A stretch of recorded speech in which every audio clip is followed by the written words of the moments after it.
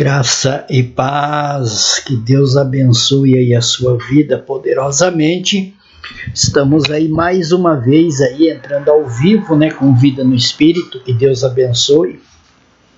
E hoje no final desse vídeo nós vamos ter aí um testemunho, né, muito importante, né? E Deus ele vai nos abençoando poderosamente aí nas nossas vidas, né? Quero agradecer a Deus por mais esse dia, por mais essa oportunidade que o Senhor tem nos abençoado aí, que o Senhor tem nos dado vitória aí nas nossas vidas, né? E hoje a gente pode ver como que a vida é muito importante, como que a vida ela nos faz, não adianta muitas vezes a gente ter muito dinheiro, querido, né? A história da Manu é uma história de superação, né? Uma mãe lutando para salvar a sua filha. Uma mãe que não acreditava em Deus, mas de repente recebeu uma palavra e fez uma prova com Deus. E Deus prontamente atendeu, né? Atendeu ali a sua fé, né? Muito importante isso daí. Então, é isso que muitas das vezes a gente precisa, né? Ouvir isso daí, essa história, né? História de vida, né? Uma senhora, né, que perde a mãe com 2 anos de vida ali, aí tem a filha e de repente ela é acometida de uma enfermidade, de uma doença, né? Mas Deus ele tem os seus propósitos nas nossas vidas. Deus ele tem o seu propósito na minha vida. E isso é importante. É esse propósito que Deus quer. E o que nós queremos levar para você é fé, é razão, né? A fé. Eu quero falar com você hoje sobre a preocupação está fora do reino de Deus. A preocupação, quantas pessoas, querido, estão preocupadas, né? Quantas pessoas vivem ansiosas, não é verdade? Quem sabe neste momento existem pessoas ansiosas. Existem pessoas que estão ociosas. Existem pessoas que precisam de um milagre, não é? Existem pessoas que precisam de uma vitória. E o interessante é que quando nós olhamos para Mateus capítulo 6 e o verso 25, Mateus capítulo 6, nós vemos Jesus. Nós vemos aí Jesus, né, trazendo uma palavra de fé para os seus discípulos. Nós vemos aí uma palavra que Deus deu para os seus discípulos. Mateus 25 Jesus dizendo: por isso vos digo a vocês, não vos andeis ansiosos. Não vos andeis ansiosos, né? É muito importante essa palavra. Por quê? Por que Jesus estava dizendo, não vos andeis ansioso? Porque a ansiedade, ela traz a preocupação. E a preocupação, traz a falta de fé, traz o medo, a dúvida, né?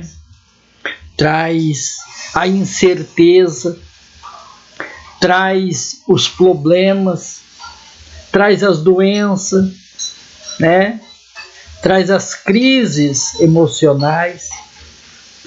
E Jesus está dizendo aqui, olha, não se preocupe com a sua vida, não se preocupe com o que vocês vão comer, beber, vestir, né? Jesus estava trazendo uma palavra, né?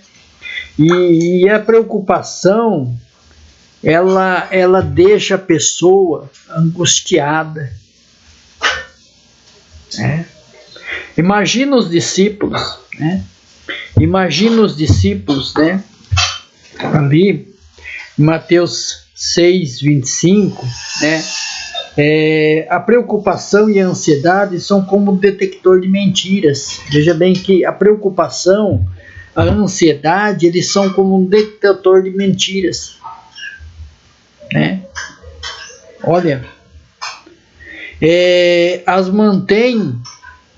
as mentiras têm a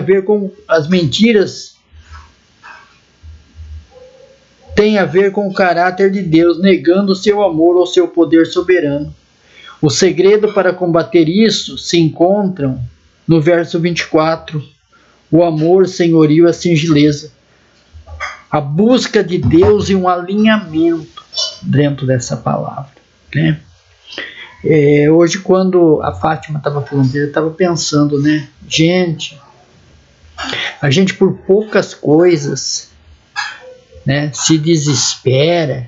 A gente por poucas coisas, né? Por quê? Porque a gente precisa buscar Deus, né?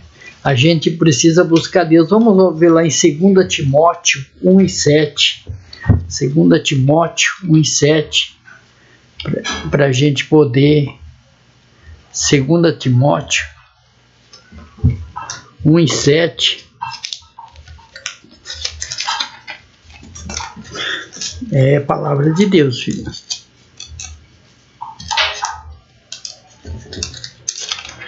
2 Timóteo 1:7 diz assim: porque Deus não nos deu um espírito de covardia, mas de poder e amor e moderação. Então Deus, o espírito de covardia, de medo. Você já viu aquela pessoa que tem medo de passar fome? Aquela pessoa que tem medo de não ter dinheiro?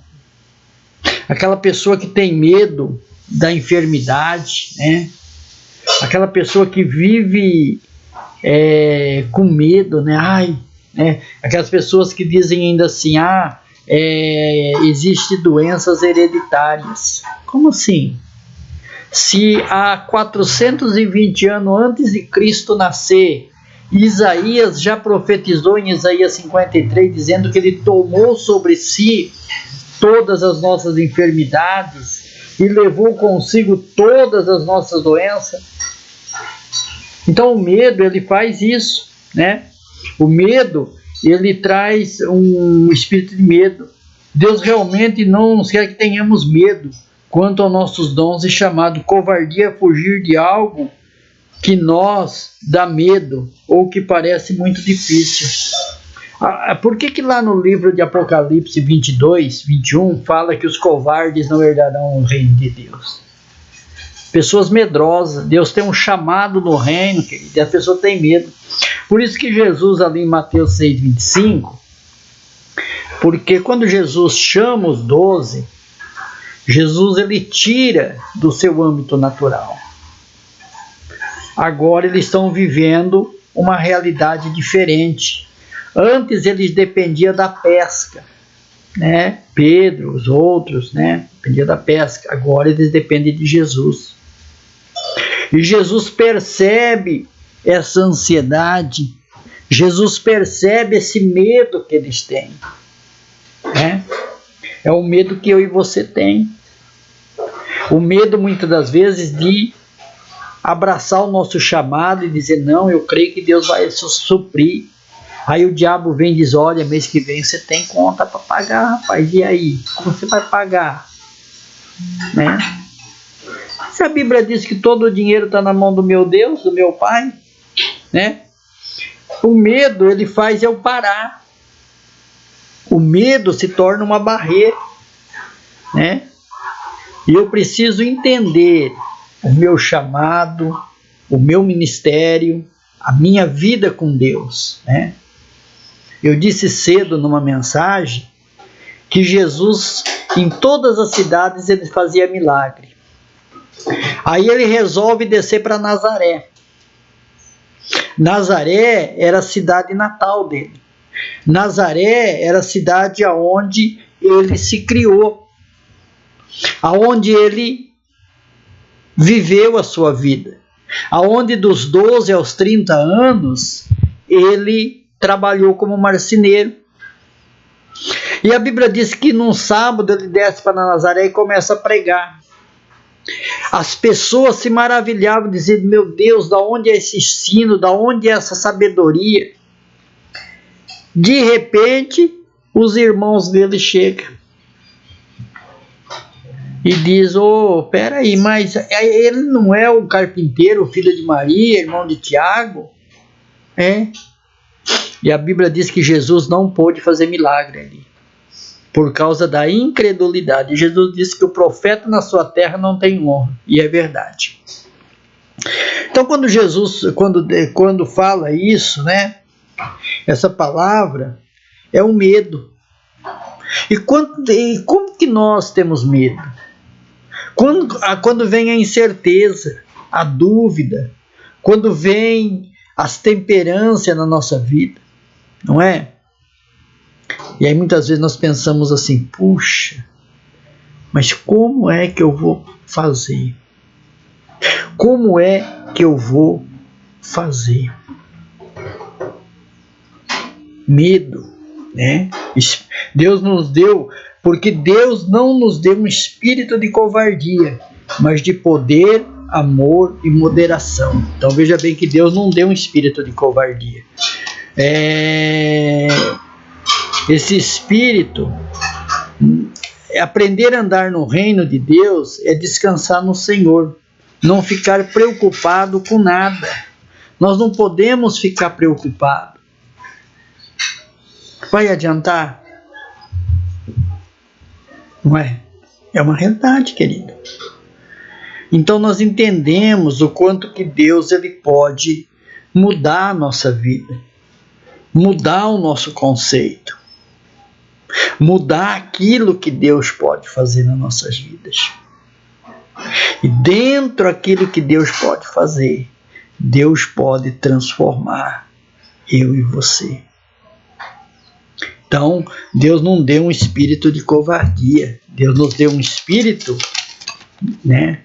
1 João 4:18. Vamos lá para 1 João 4:18. 1 João 4:18.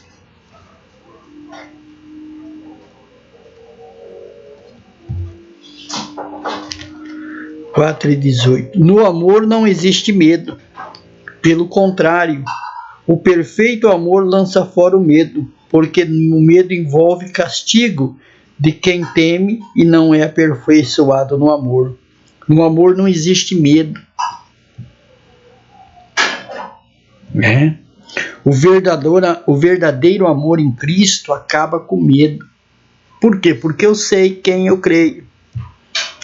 Né? Por isso que a Bíblia diz que nós não podemos andar pelo que nós vemos, mas nós temos que andar pelo aquilo que nós não vemos, né? Assim como a luz acaba com as trevas, quem vive com medo vive em trevas. Então, se você vive com medo, aquela pessoa medrosa, né? Porque muitas vezes a gente sente medo. É porque nós não temos ainda um alinhamento com Deus, né? Existem homens hoje que movem reino, né? Hoje a gente vê homens aí que movem o reino, né? E temos exemplo hoje, né? A gente pode pegar aí o Irineu, o Luiz Hermínio, Heber, né? Ana Maria, são pessoas que têm um alinhamento, né? E chama a existência aquilo que não é. Porque a fé é a certeza, a fé é a convicção. Fé não é eu acho, talvez, será, não, fé é a certeza. Eu tenho certeza que Deus vai suprir a minha necessidade. Ah, mas eu sou... Querido, Jesus deixou o exemplo do filho pródigo. O filho mais velho era o reto, certo? O filho mais novo foi lá e gastou tudo o que tinha de direito. Torrou tudo. Mas quando ele caiu em si, se arrependeu, o pai estava esperando. E quando ele voltou, o pai fez uma festa. O filho mais velho queimou o pé. E o pai disse: filho, tudo que é meu é seu, pode pegar. Muitas vezes nós estamos na igreja e nós não pegamos. A religião, infelizmente, ela trava. Porque ela tira esse alinhamento que eu e você tem. Que eu e você precisamos. Porque Deus é espírito. E nós só vamos se comunicar com Deus através do nosso espírito. Jesus, quando esteve lá no poço de Jacó, diante daquela mulher samaritana, e aquela mulher samaritana disse: olha, os nossos pais dizem que nós temos que adorar a Deus nos montes, em Jerusalém. E Jesus disse: olha, o Pai procura os verdadeiros adoradores que adoram em espírito e em verdade. Então Deus é espírito. E Deus nunca trabalha com medo. Deus trabalha com a fé. Sabe quem trabalha com medo? O diabo. Por quê? Porque ele sabe que ele pode te parar. Quantos homens e mulheres de Deus deixaram seus ministérios por causa do medo? Quantas, eu mesmo quase. Ah, não, eu não posso, eu tenho um chamado. Mesmo que a minha família não acredite no meu chamado, mas eu sei quem me chamou, né? Ah, mas o fulano, querida, eu não tenho que ver com o A, com o B, com o C, eu tenho que ver eu e Deus. Eu sei quem me chamou, eu sei quem me alistou. Então eu precisamos entender que as fontes do medo são apenas passageiras e fracas em comparação com o eterno e inabalável amor de Deus. O medo perde seu poder se focarmos no bom e não no negativo. Então, se nós focarmos no bom, o medo perde. Mas você já viu aquela pessoa que só vive doente? Aquela pessoa que só vive reclamando? E aí? Ela é focada em algo que não tem embasamento.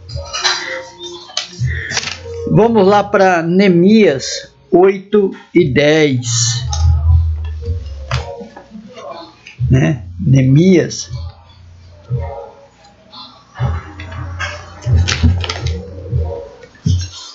Vou achar Neemias aqui. Neemias 8 e 10. Vamos lá. 8 e 10. Então lhe disse: vão para casa, comam e bebam o que tiverem de melhor, e mande porções aos que não têm nada preparado para si, porque este dia é consagrado ao nosso Senhor. Portanto, não fiquem tristes, porque a alegria do Senhor é a nossa força. Então veja bem que a alegria do Senhor é a nossa força. Nós somos alegres. Nós temos uma convicção de fé, de milagre. Então, olha o que Neemias está dizendo. Então disse: vão para casa, comam e bebam, né? A nossa alegria não nos dá força. A nossa força é saber que Deus é alegre em nós. Então a nossa alegria não é a nossa força, mas a nossa alegria é saber que Deus, né? Que Deus se alegra em nós. A alegria é um negócio sério do céu, disse. É uma definição de alegria, um profundo energizante, sentindo bem-estar, desinteressado, deleite em Deus, não nas pessoas e na criação. Então, nosso deleite tem que estar em Deus. O Salmo 23 diz que o Senhor é o teu pastor e nada te faltará. E ele diz assim: mesmo que você andasse pelo vale da sombra da morte, mal nenhum você temeria. Então veja bem como que Deus ele é bom nas nossas vidas. Então que nesta noite, querido, nós possamos entender esse projeto de Deus. Para de ficar preocupado, para de ficar com medo, para de ficar ansioso. Muitas vezes a gente confia muito no nosso braço, né? Eu já ouvi muitas pessoas dizer: pastor, se eu não trabalhar eu não como. Mentira,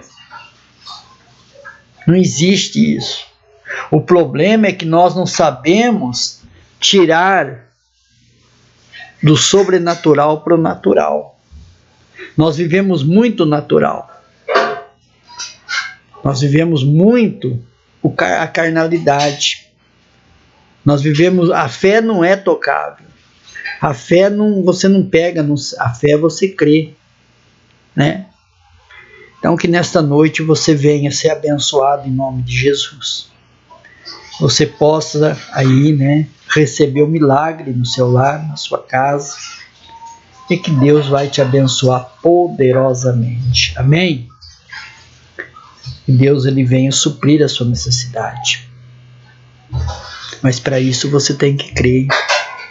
Para isso você tem que orar, jejuar, consagrar, buscar.